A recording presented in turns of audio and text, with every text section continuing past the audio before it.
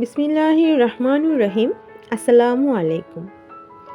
কাছে বা দূরে যে যেখান থেকে আমার ভিডিওটি দেখছেন, আশা করি আল্লাহর অশেষ রহমতে সবাই ভালো আছেন, সুস্থ আছেন। আলহামদুলিল্লাহ, আমরাও ভালো আছি।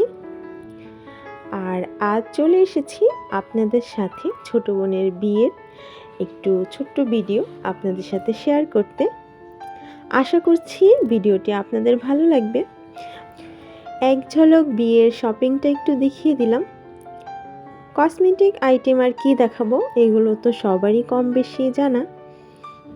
আউটফিট কেমন পড়ছে এটাই বেশিরভাগ আগ্রহ থাকে। এই তো আমার কিউট মিষ্টি বোনটা, মাশাআল্লাহ দিলে সেদিন ওকে খুব সুন্দর লাগছিল। সবাই ওর সাজটা দেখে অনেক পছন্দ করেছিল। আমি যেহেতু অসুস্থ ছিলাম, তাই ওর বিয়ের গায়ে হলুদ করা হয়নি। আমি হসপিটালে ছিলাম। ভেবেছিলাম তো ছোটো বোনের বিয়েতে হয়তো বা যেতেই পারবো না।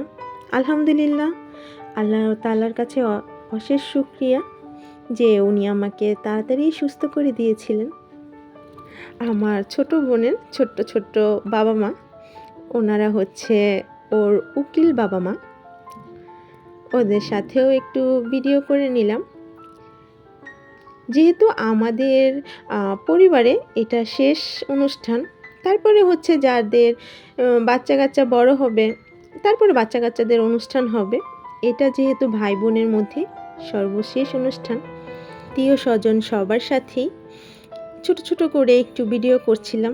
এনারা হচ্ছেন আমার বড় খালা খালু, এনারা হচ্ছেন আমার মেজো খালা খালু। তো ওনাদের সাথেও একটু ভিডিও করছিলাম, ছবি তুলছিলাম। তারপর এরা হচ্ছে আমার বড় জা আর ভাসুর, ওর হচ্ছে নানি শাশুড়ি আর হচ্ছে নানা শ্বশুর।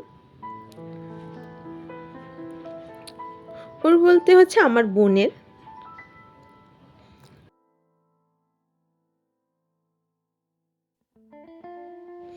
এটা হচ্ছে আমাদের অনেক কাছের একটা খালামণি। খালামণি অনেক অসুস্থ, তারপরও সূচনার বিয়েতে এসেছে। আর আজকের দিনে আমার ছোট ননাসের কথা খুব মনে পড়ছিল। দুলাভাই এসেছে তার মেয়েদের নিয়ে, অথচ আপা বেঁচে নেই, দুনিয়াতে নেই। আপাকে খুব মিস করছিলাম। তারপর আমার একটা বড় ভাইয়া এসেছিল, ভাইয়ার সাথেও একটু স্মৃতি রেখে দিলাম ভিডিও। ভাইয়া তার ছেলেকে নিয়ে এসেছিল। বললাম না, আসলে পরিবারের শেষ অনুষ্ঠান তো, আমাদের সবারই বাচ্চা এখন ছোট, বাচ্চারা বড় হবে, তারপরে তাদের বিয়ের অনুষ্ঠান হবে।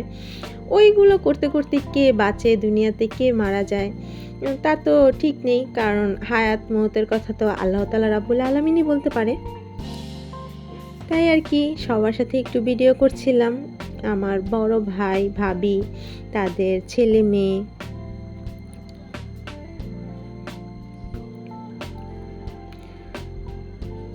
তারপর আমার খালাতো বোন, মামাতো বোন ওরাও এসেছিল। অনেক আসতে পারিনি, কারণ অনেকে ছোট বাচ্চা ছিল, তারপরে অনেকে প্রেগনেন্ট ছিল, তারপরে কেউ বাংলাদেশে ছিল না অনেকেই।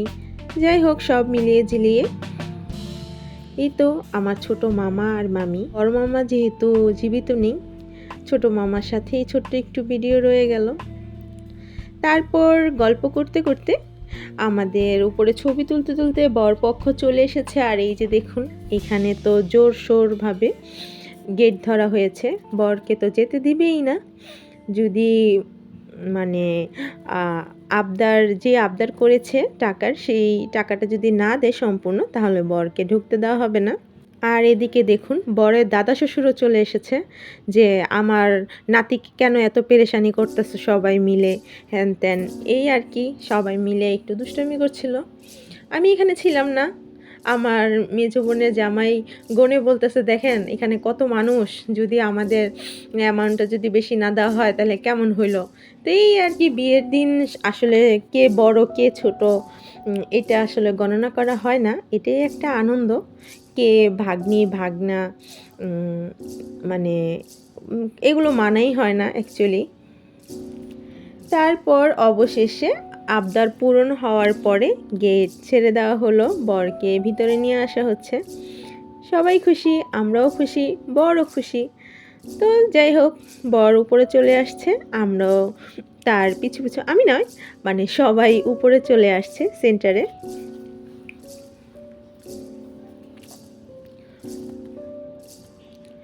বর আসার পরে বরও একটু ছবি নিয়ে নিলাম, একটু ছোট্ট একটু ভিডিও করে নিলাম। তারপর সবাই ছবি তুলছিল বরের সাথে, বউর সাথে, যে যার নিজের ইচ্ছে মতো। ছোট বোনের বিয়েতে একটা গান প্রচণ্ড মনে পড়ছিল, তাই একটু গুনগুন করে ফেললাম।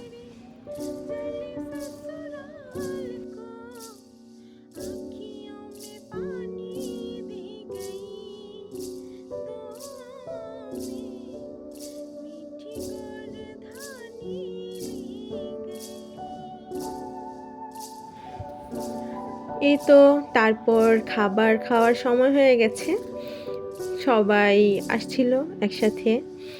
যেহেতু ওদের আগেই কাবিন হয়ে গেছে, একজন আরেকজনের পরিবারকে খুব ভালো করেই চিনে, তো বউ বউর শ্বশুরবাড়ির মানুষজনকে ডাকছিল, আর বরের শ্বশুরবাড়ির মানুষজনকে ডাকছিল, দাদি শাশুড়ি, নানি শাশুড়ি, তারপরে হচ্ছে ছোটো ভাইয়ের বউ, তারপরে আরও অনেকেই ছিল টেবিলের এই পাশে, কারণ সবার তো আর একসাথে দাঁড়ানো পসিবল নয়। সেই সিরিয়ালে আমার ছেলে মেয়েও আছে। তারপর খানাপিনা শেষ, সোনার বাংলাদেশ। এখন হচ্ছে অতি গুরুত্বপূর্ণ একটা কাজ, সেটা হচ্ছে বরের হাত ধোয়ানো। আর কে হাত ধোয়াচ্ছে? হাত ধোয়াচ্ছে হচ্ছে বরের নানি শাশুড়ি আর দাদি শাশুড়ি। কম কথা, বর তো লজ্জায় শেষ, কি করবে এখন। তারপর হচ্ছে যে আমার বড় যা, উনি হচ্ছে যে বুঝাচ্ছে যে দেখেন, হাত ধোয়াচ্ছি আমরা, এত সুন্দর একটা বউ দিলাম, তারপরে এখন হাত ধোয়াতে আসছি, মানে অনেক কিছু ওনারা বলছিল ওনাদের নিজের মতো। এখন যদি আমাদের খুশি না করান তাহলে কেমন হইল, জামাইয়ের দাম রইল কোথায়, এত মানে বাইরে থাকে জামাই, মানে যাই হোক যেটা আসলে বলা যায় আর কি, বলে বরকে যত নরম করা যায়। বরের ভাইও এসেছে, তারপর বরের ভাই দিচ্ছিল, কিন্তু আমার যা নিবে না, আমার যার কথা হচ্ছে ভাই বরের হাত থেকেই নিব, ভাইয়ের হাত থেকে নিব না।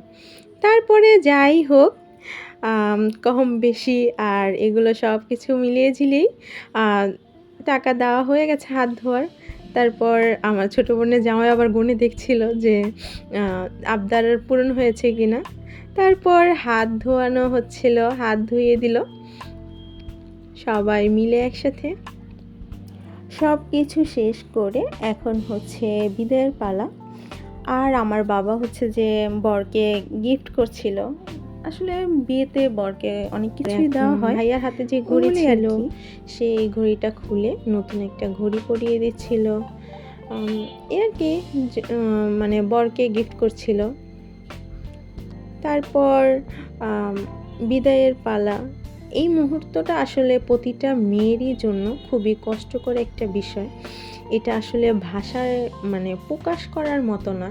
প্রতিটা মেয়েরই, আমার কেন যেন মনে হয়, আমার যেমন প্রত্যেকটা বিয়েতে বিদায় দেখলে নিজের বিয়ের কথা, বিদায়ের কথা মনে পড়ে যায়, আমার মনে হয় প্রতিটা মেয়েরই এরকম মনে পড়ে যায় বিদায়ের কথা। এখন যেন চোখের কোণায় পানি জমে যায়, সেটা আসলে বোঝাই যায় না।